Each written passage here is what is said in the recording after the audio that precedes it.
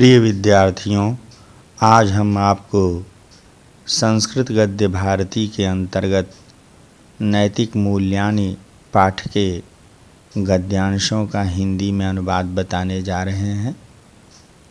पाठ का नाम है नैतिक मूल्यानि। नैतिक नीति शब्द से बना है, जिसका अर्थ होता है नीति संबंधी। मूल्यानि अर्थात मूल्य, ऐसे तत्व जो मानव जीवन के लिए आवश्यक हैं और उसे सुखी बनाते हैं, उन्हें मूल्य कहते हैं। इस प्रकार दया, प्रेम, उदारता, परोपकार, सहनशीलता, विनम्रता इत्यादि गुणों को नैतिक मूल्य कहते हैं। अब हम गद्यांश का अर्थ देखेंगे। नयनम नीति, ले जाना या ले चलना नीति है, और नीतेरिमानि मूल्यानि नैतिक मूल्यानि। नीतेह इमानि मूल्यानि, इमान ये नीतेह नीति के मूल्यानि मूल्य हैं, नीति संबंधी मूल्य हैं, इसलिए इन्हें नैतिक मूल्य कहते हैं। लेखक नैतिक मूल्य का अर्थ स्पष्ट करते हुए कहते हैं, यया शरण्या कार्य करणेन। लेखक नीति का अर्थ स्पष्ट करते हुए कहते हैं कि यया शरण्या कार्य करणेन मनुष्यस्य जीवनं सुचारु सफलं च भवति, सा नीतिः कथ्यते।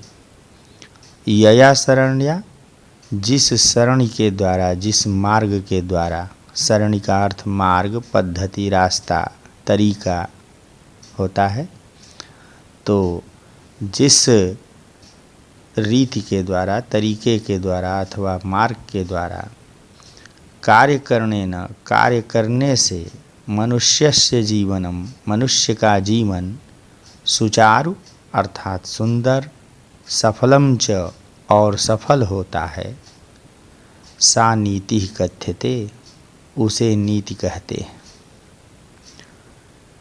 इयं नीति केवलस्य जनस्य समाजस्य कृते एव न भवति, अपितु जनानां नृपाणां समेषां च व्यवहाराय भवति।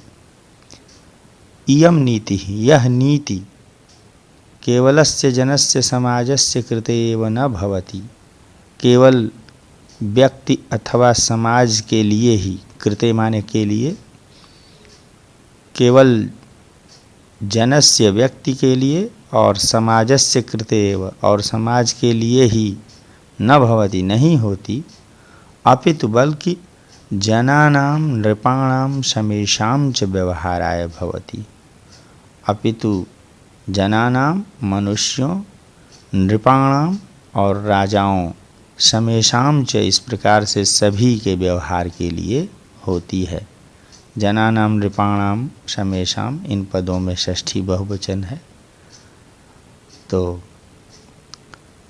मनुष्यों, राजाओं, सभी के व्यवहाराय, व्यवहार के लिए होती है। नीत्याचलनेन व्यवहरणेन प्रजानां शासकानां समस्तस्य लोकस्यापि कल्याणं भवति।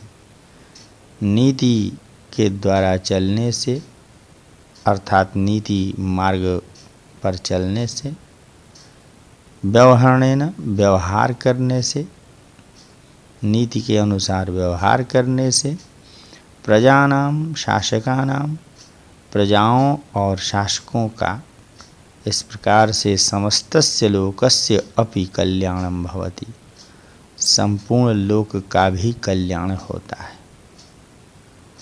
तो इस गद्यांश में लेखक ने नैतिक मूल्य शब्द का अर्थ स्पष्ट कर दिया।